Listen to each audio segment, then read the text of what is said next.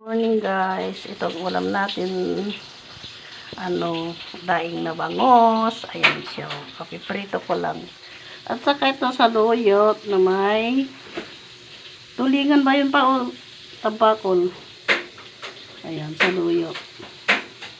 At saka ito ang aming pagkain. Ayan, ipapakita ko yung malagkit sa kabunggulo ito. Ayan po ang ulam namin today. Morning in the morning. Ayan. Yummy. Yummy guys. Yummy. Oh.